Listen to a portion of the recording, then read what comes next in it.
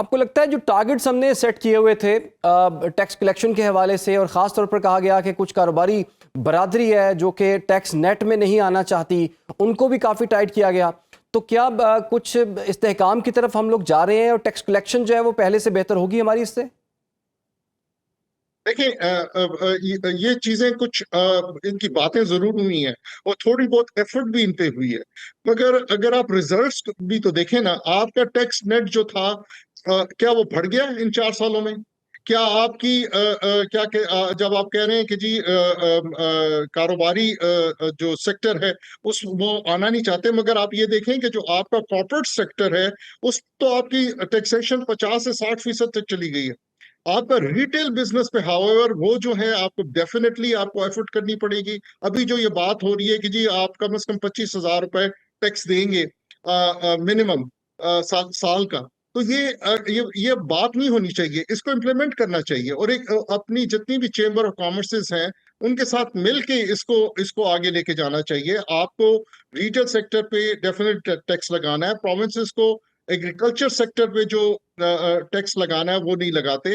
اگر آپ دیکھیں ہمارے پروونسز کا جو اون سورس ریونیو ہے، اپنا ریونیو، وہ بہت نیگلیجبل ہے، 10% سے بھی کم ہے ان کے اوور آل بجٹ کا، تو یہ نہیں چل سکتا، اس طریقے سے آپ کا سسٹم نہیں چل سکتا۔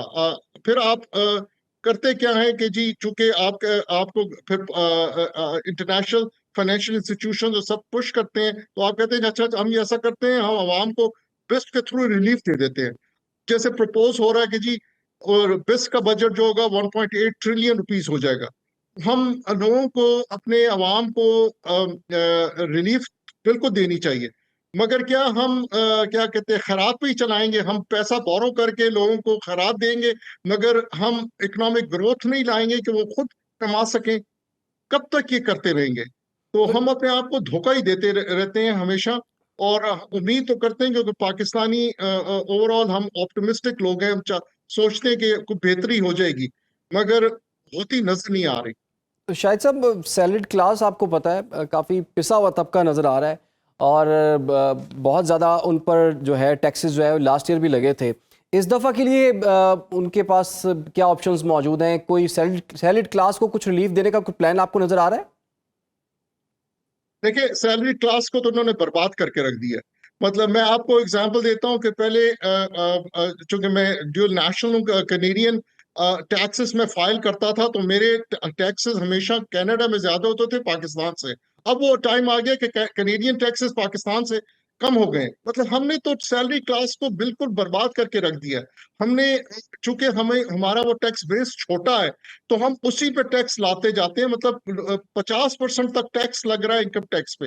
تو یہ اس طریقے سے نہیں چلے گا، سیلری کلاس کو انہیں ریلیف دینا پڑے گا، انہیں وہ ٹیکسز کم کرنے پڑیں گے، انہیں دیکھنا ہوگا کہ ٹیکس نیٹ کو جو باتیں ہو رہی ہیں کہ جی ہم بڑھائیں گے وہ بڑھانا ہوگا، تاکہ اوور آل ٹیکس ریٹ کم ہو، آپ کا بیس زیادہ ہو۔ دیکھیں بات یہ کہ یہ ایک مس نارمر ہے کہ پاکستانی ٹیکس نہیں دیتے۔ آپ کو جو انکم پہ ٹیکس لگتا ہے وہ تو کم ہے، ٹھیک ہے، بہت کم پاکستانی انکم ٹیکس دیتے ہیں، مگر آپ ہر چیز پہ ٹیکس دیتے ہیں۔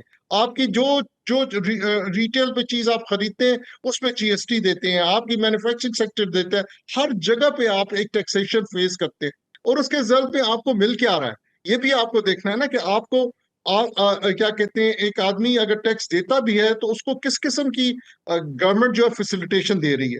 تو یہ ساری چیزیں ہمیں ان ہولسٹک میں دیکھنا چاہیے، اور ہمیں یہ جو کانفلکٹ آف انٹرسٹ ہے ہماری ایلیٹ کا، اس کو جو ایلیٹ کیپچر ہے اس سے نکلنا پڑے گا۔ یہ نہیں ہو سکتا کہ جی آپ جو ہے کیا کہتے ہیں جو ایلیٹ ہے اس کو تو آپ ہر طریقے سے فیسیلیٹیٹ کریں، ان کے لیے سبسڈیز بھی ہیں، ان کے جو بجلی کے کارخانے ہیں ان کو آپ کیپیسٹی پیمنٹس بھی کرتے رہے، پھر آپ اس کے بعد ان کو جب وہ ایکسپائر ہوئے ان کے کانٹریکٹ اب ان کو رینیو کر دیں وداؤٹ ریئلائزنگ کہ we don't need to renew them any more. اور اس طریقے سے اگر آپ چلاتے رہیں گے اکانومی کو تو اس کا حال اچھا نہیں ہوگا۔ تو شاہد صاحب، ابھی ایک مہینے کے اندر 3 مرتبہ پیٹرولیم مصنوعات کی قیمتوں میں اضافہ ہوا ہے، 2 مرتبہ ان میں کچھ مناسب طریقے سے کمی بھی کی گئی ہے۔ پھر یہ بھی پتہ چلا پیٹرولیم لیوی جو ہے وہ بہت زیادہ جو ہے وہ لی جا رہی ہے، تو اتنے ٹیکسز اس میں بھی گورنمنٹ لے لیتی ہے کیا کوئی اور متبادل طریقہ نہیں ہے پیسے اکٹھے کرنے کا اور اسی طرح سے لیوی کو مزید بڑھایا جا رہا ہے؟ کیونکہ ہم نے دیکھ لیا کہ خطے کے دیگر ممالک نے اپنی پیٹرولیم لیوی کو کم کیا، ٹیکسز کو کم کیا تاکہ عوام کو کچھ ریلیف دے سکے. کیا گورنمنٹ اس پوزیشن میں نہیں ہے کہ عوام کو کچھ ریلیف دے سکے؟ دیکھیں، گورنمنٹ کو سچ بولنا پڑے گا. وہ لیوی کیوں لگا رہی ہے؟ لیوی وہ صرف اس لیے لگا رہی ہے کیونکہ ان کی جو انکم ہے ان کے ایکسپینڈیچر سے بہت کم ہے. اور جس طرح کا ہمارا NFC ایوارڈ ہے اس کے مطابق جو لیوی ہے وہ فیڈرل گورنمنٹ رکھتی ہے، اس کو ڈویزیبل پول میں نہیں ڈالتی. نارملی تو آپ کو GST میں ٹنکرنگ کرنی ہوتی ہے. آپ GST کو اوپر نیچے کرتے ہیں، مگر وہ GST کو اس لیے اوپر نیچے نہیں کرتے کہ اس کا شیئر انہیں NFC کے تھرو پرومس اس کو دینا پڑتا ہے. تو اس لیے ہم لیوی کو بڑھاتے جاتے ہیں تاکہ ہم وہ ہم شیئر نہ کریں اور وہ پیسہ ہمارے پاس رہ جائے. تو ہمیں ایک ریئلسٹک مینر پہ ایک پورے Pakistan provinces and the federation دونوں کو بیٹھ کر ایک ٹیبل پہ یہ ڈیسائیڈ کرنا ہوگا کہ ہم کیا فنڈ کر سکتے ہیں، کیا فنڈ نہیں کر سکتے، کون سی رسپانسبلٹی ہیں جو صوبوں کو اٹھانی ہے اور کون سی رسپانسبلٹی ہے جو فیڈریشن نے اٹھانی ہے. اگر آپ کا اتنا بڑا ڈسکنیکٹ ہو بٹوین فیڈریشن اور اٹس فیڈریٹنگ یونٹس تو یہ چیزیں آپ اسی طریقے سے آپ کی ڈیسیژن میکنگ جو ہے وہ غلط ہوگی. اور جہاں تک آپ نے بات کی جی اور کیا طریقے ہیں پیسہ اکٹھا کرنے کے، تو طریقہ تو یہ ہے کہ آپ بڑا سمپل ہے جس کو ہم ہمیشہ کہتے ہیں کرتے نہیں ہیں کہ آپ اپنی جو اکنامک ڈرائیورز ہیں آپ ایکسپورٹ بڑھائیں، آپ اپنی ایگریکلچر سیکٹر کو بڑھائیں، وہ جو اکنامک گروتھ لے کر آتے ہیں مینوفیکچرنگ سیکٹر اس کو بڑھائیں، آپ اس کو کیپٹلائز کریں اور کیا کہ تاکہ آپ کی اکانومی گرو کرے تو آپ کے آٹومیٹکلی ٹیکس جو آپ کا ٹیکس کلیکشن ہے وہ بڑھ جائے گی.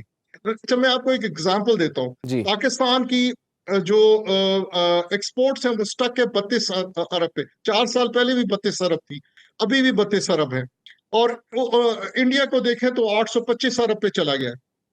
یعنی ایون کنٹریز لائک ویتنام وہ 500 ارب تک پہنچ گئے ہیں. بنگلہ دیش جو ہے ہم سے ڈبل سے زیادہ ہے، 65 ارب کی ان کی ایکسپورٹ ہے. تو ہم جو ہے نا اور آن دی ادر ہینڈ اگر ہم پاورٹی کو دیکھیں، ہماری پاورٹی تقریباً 40% کراس کر گئی ہے. انڈیا اس کی بنگلہ دیش کی جو ہے وہ ہم سے 1/4 پاورٹی ہے. تو مطلب ہم جو ہے نا اپنے لیے سامنے نہ تو ریئلسٹک ٹارگیٹ رکھتے ہیں، نہ ہم پراپر پالیسی فریم ورک لے کر آتے ہیں، اور نہ ہی ہم اس طریقے سے بتاتے ہیں کہ ہو کیا رہا ہے. ہم ہمیشہ اس کو شوگر کوٹ کر کے ایک کڑوی گولی جو ہے عوام کو دے دیتے ہیں. ہم انہیں گولیاں ہی دیتے رہتے ہیں اور ہم ان کو سچ نہیں بتاتے. سر، عوام کو تو کوئی بھی سچ نہیں بتاتا، لیکن جب الیکشنز ہوتے ہیں تب بڑی میٹھی میٹھی باتیں کی جاتی ہیں، تب کہا جاتا ہے کہ ووٹ دے دیں تو اکانومی جو ہے اس کو ٹھیک کر دیا جائے گا. ابھی بھی سر اکنامک انڈیکیٹرز گورنمنٹ بڑے بتا کے کہہ رہی ہے کہ جی ہماری معاشی استحکام ہمیں آ گیا ہے، لیکن آپ کی باتوں سے یہی لگ رہا ہے کہ کوئی معاشی استحکام اس طرح کا کنکریٹ نہیں آیا. کوئی کرونا آ جاتا ہے، کبھی جنگ شروع ہو جاتی ہے، کبھی حکومت کی تبدیلی ہو جاتی ہے، اور IMF تو ہے ہی ہمارے پاس. تو پریسائزلی سر بتائیے گا، کچھ مہنگائی کچھ کم ہو سکتی ہے، اور یہ جو پورا مالی سال ہے عوام کو ذہنی طور پر کیسے تیار رہنا ہے؟ اب جب یہ بات کرتے ہیں نا جی کہ اس طریقے سے اس کو شوگر کوٹ کرتے ہیں تو ہمیں پھر ریئلسٹک ہونا چاہیے. آپ کی انفلیشن جو تھی 40% تک گئی، آپ کی ہیڈ لائن انفلیشن. جی پھر آپ نے اس کے بعد آپ کی انفلیشن جو ہے وہ ریڈیوس ہو کر 5-6% تک آ گئی، اب پھر بڑھنے شروع ہو گئی ہے. تو کہنے کا مقصد یہ کہ آپ کی جو ایک دم اتنی بہت ہائی انفلیشن گئی ایک دم 3-4 سال پہلے، تو آپ کو چاہیے تو یہ تھا نا کہ وہ آپ ڈیفلیشن میں، آپ کی جو فوڈ پرائسز ہیں ڈیفلیشن میں جاتی، آپ کی تو پھر بھی انفلیشن ہو رہی ہے اور اب انفلیشن بڑھ رہی ہے. تو اس لیے وہ جو کہ عوام کے لیے ریلیف کی جب بات ہوتی ہے یا کہ کیا کہتے ہیں آگے چل کے کوئی کیا کہ بہتری کی وہ نظر آ نہیں رہی. ٹھیک ہے، آپ کے خیال میں کوئی بہتری نظر نہیں آ رہی، کوئی مہنگائی کم ہونے کے کوئی چانسز نظر نہیں آ رہے؟